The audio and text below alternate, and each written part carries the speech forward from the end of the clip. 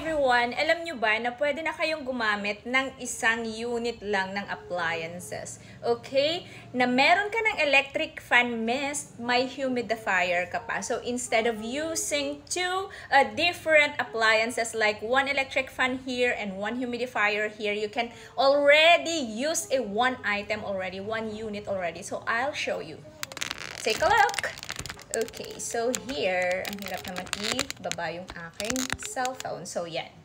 So, eto po yung ating 16 inches na fan mist. Okay, eto po yung meron na siyang kasama na humidifier. Ano ba ang benefits kapag gumagamit ng humidifier sa bahay? Okay, humidifier items adds moisture to the air para ma-prevent yung dryness ng skin, dryness ng lips, ng mouth. Oh, by the way, baka sabihin ni TikTok, hindi ako nag-research. So, I've done a research already.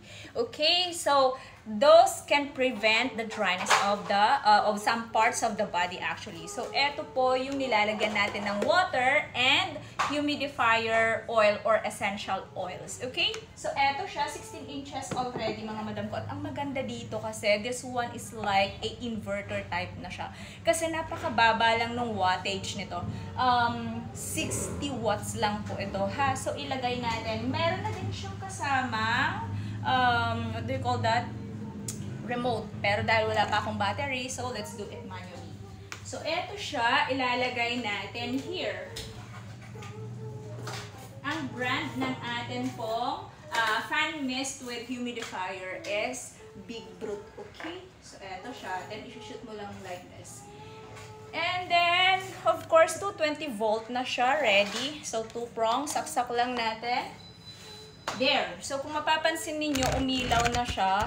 No? So, let's do it manually. So, meron na din po tayo hanggang 1, 2, 3, 4, 5, 6, 7, 8, 9. Hanggang 9 na speed. Oh!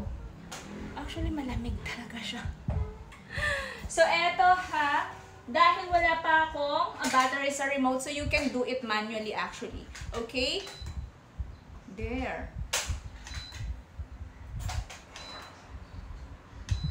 So, kahit full na yung kanyang speed, that's number 9 already, hindi siya masyadong maingay. Unlike ng mga normal na fan natin na may ingay talaga siya. So, instead na gumamit ka ng isang electric fan, isang humidifier, gamitin mo na lang itong ating electric fan mist na to na napakababa ng wattage, so hindi matakaw sa kuryente. Kaya i-check out nyo na.